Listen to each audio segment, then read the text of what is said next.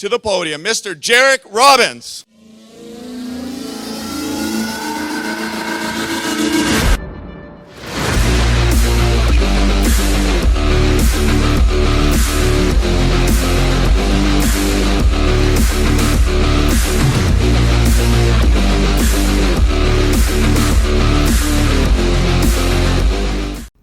Hey there, welcome back to another episode of JRC TV. As you can see, we're in beautiful Vail, Colorado. Check out that scenery back there, pretty fantastic.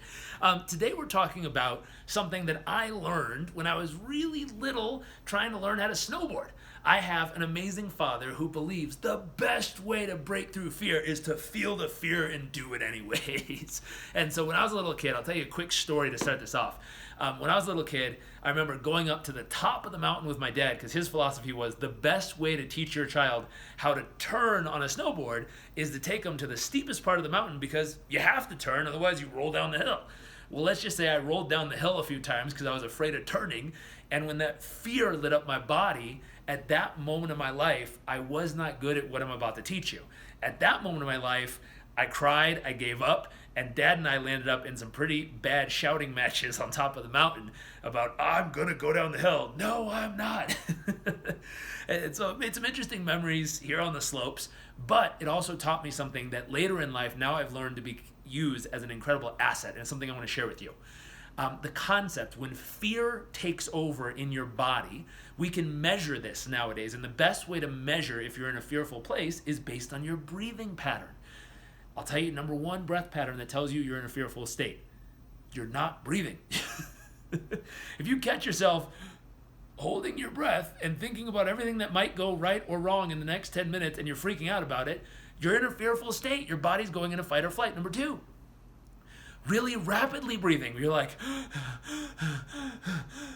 if you're freaking out like that, you're having a panic attack and it feels like that in your breath, obviously that's putting you into a fearful state or an erratic state, which is not going to help you focus or feel strong or confident in that moment. There's a few other patterns, but those are the two main ones. If you're holding your breath or if your breath pattern is out of control.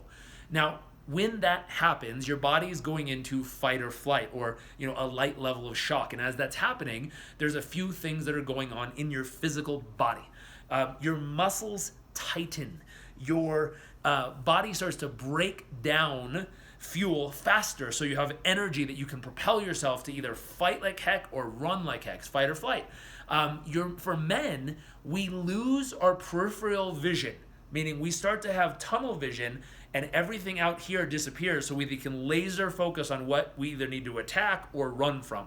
The other thing that happens is our eyes really focus. They get really it's not dilated, but they start to focus really strongly so we can clearly see where we need to go or what we need to run from.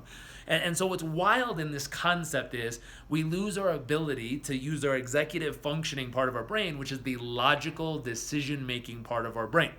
So here's what I'm going to tell you to do. Whenever you get into a fearful state, i.e. I wish someone would have taught me this, crying and sitting on my butt at the top of the mountain back in the day, but I'll tell it to you now so you can save yourself the pain or frustration in those moments I went through.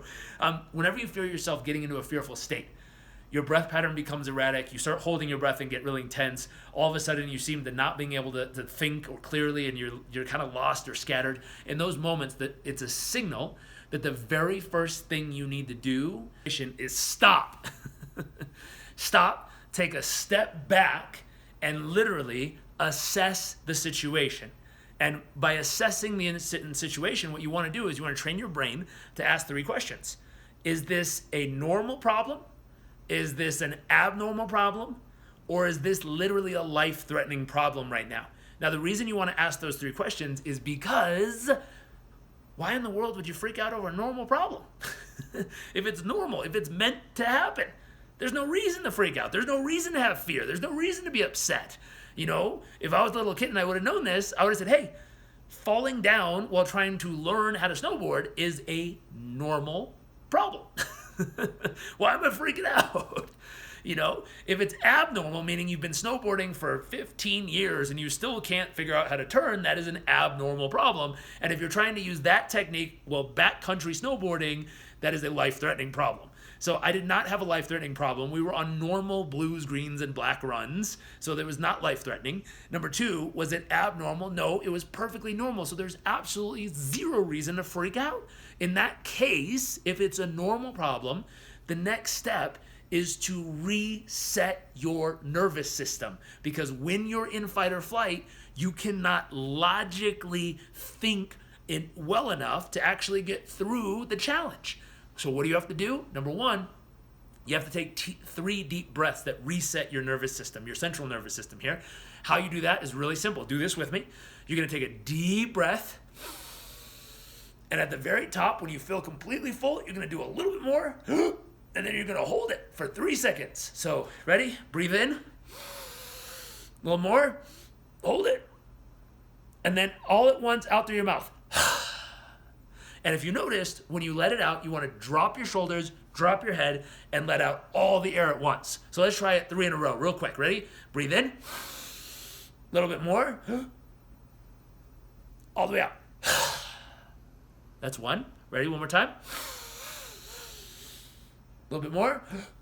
Hold it. All the way out. One more time. A little bit more.